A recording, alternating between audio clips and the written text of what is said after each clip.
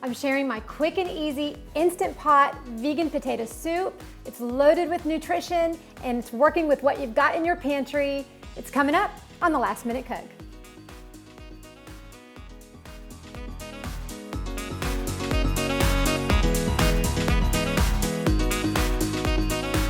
Hi, I'm Deborah. You're watching the Last Minute Cook, where I share delicious recipes that are quick so that you can make dinner at the last minute and feel good about what you're serving. If you're new here, consider subscribing, and if while you're watching this video you will decide you like it enough, give me a thumbs up. Okay, we are making in our Instant Pot a vegan potato soup. It's simple, it's very basic. You can add any other flavorings to what I'm showing you if you want to boost it a little bit, but this is just a great basic soup. The ingredients I'm using are 2 to 3 pounds of yellow, the Yukon potatoes. You can also use the regular russet baking potatoes, probably 3 or 4 of the large one of those, skinned and cut up. I'm going to use half of an onion. This is a yellow onion. I would use white if I had that on hand. So right now, our groceries are a little bit harder to come across, and this is a great recipe for such an instance because it's not requiring a lot of ingredients, and most of this you can keep in your pantry. And potatoes, they last a long time, so they're good to pull from. I am using fresh garlic, but if I didn't have this on hand, I would be pulling my trusty garlic powder out. And we are using vegetable stock. I'm pulling from the Better Than Bouillon. I would also use just the boxed stock or broth. And if you don't have vegetable stock and you don't need this to be vegan, you can of course use any other stock that you like the flavor of. So let's get started. We're going to put our Instant Pot on saute. Make sure that saute is blinking. And if you're using the Ultra model that I'm using here, make sure you hit start or it's not gonna heat up for you. Make sure you hit start. Get those little beeps.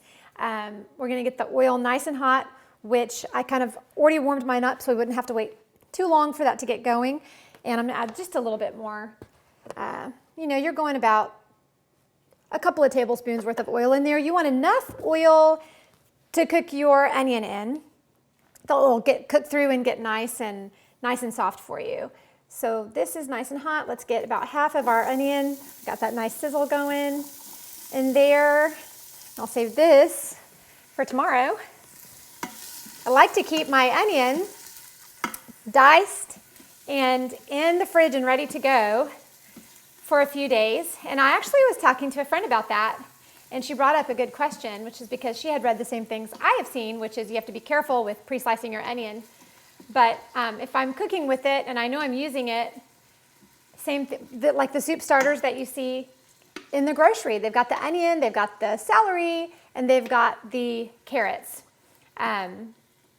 ready to go. So I've kind of taken on that habit in my own home, and I keep the chopped onion ready to go when I know I'll be pulling from it. So, and I don't eat it raw, I cook it. So let me know what you think of that. I'll be curious of your thoughts. I tend to use my good ingredients if they're pre-prepped for me and ready to go in the fridge. It makes it easier to cook at the last minute. For this amount of potatoes, I'm going with about 5 cups of the vegetable stock here, and I'm just going to pour it right in. That's going to cool off our onions, and then the sizzling stops. Okay. And then we're just going to put our beautiful potatoes right on in, and I don't want them to splash, so I'm just going to slowly plop them in there like that, because we don't need to have a splash attack with our stock here. Going to get our lid going on there, and since I've pre-chopped my potatoes, I will probably let's go 15 minutes on pressure cook. I'm going on manual for 15. So pressure cook. Hit that middle knob if you're using the Ultra till you see the time blinking, and then you will select, then you'll hit that knob again so it's blinking, and then 15 minutes will adjust. And make sure you're in sealing, not venting, and even with the Ultra model, I check that because sometimes it can get a little quirky. Just make sure you're in the right position. Hit start. We will check this in 15 minutes. I will probably let this natural release, if I can wait long enough, all the way down, because when you're working with soup, it can spew a lot on a natural release. You can do a shortcut with that by just doing little bits of the quick release very carefully, being careful not to get burned, but it does spew a lot of liquid. So I'm gonna let it go the 15 minutes. I will let it do its natural release, and then we'll do our next step. Well, I kind of cheated and I did 15 minutes on the high pressure on the manual setting, and I quick released.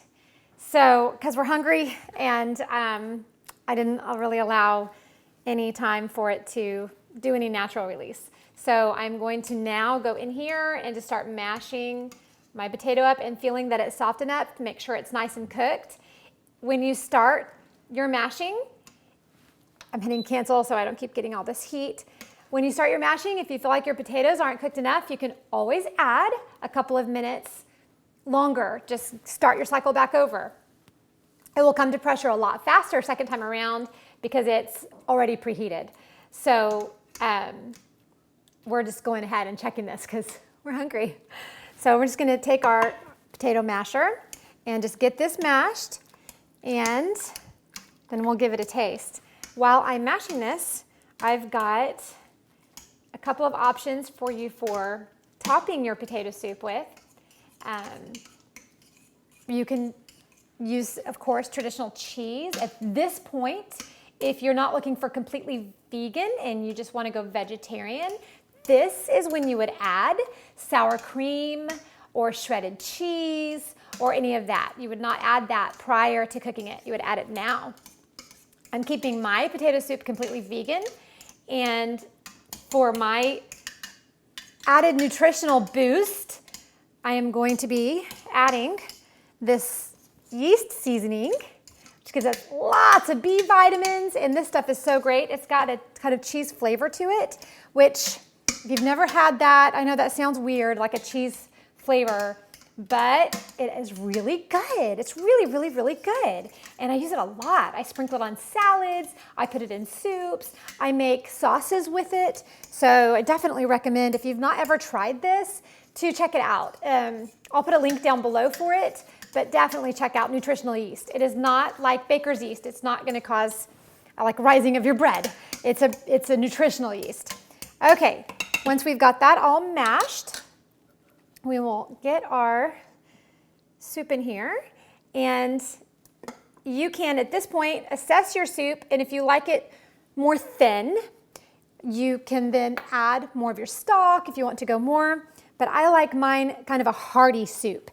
So this is what we've got so far, and I'm gonna sprinkle on some of this delicious nutritional yeast. I like this yeast a lot, so I kind of go heavy with it.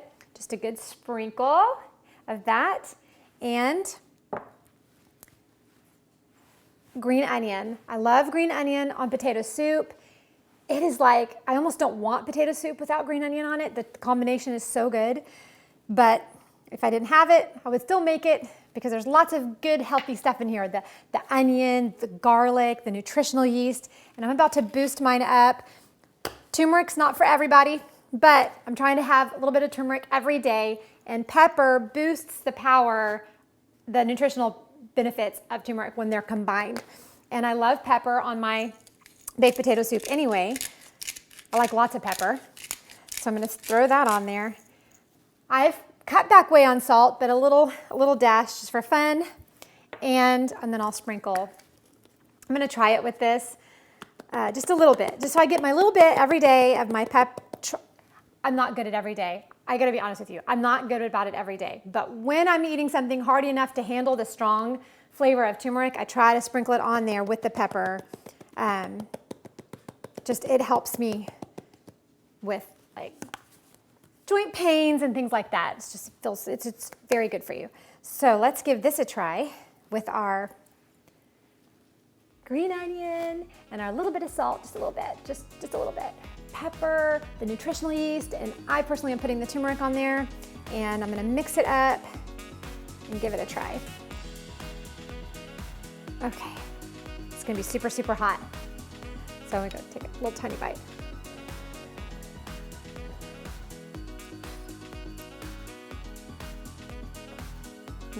Yeah. Oh, so good. And I just know it's so healthy. This is such a healthy option for potato soup.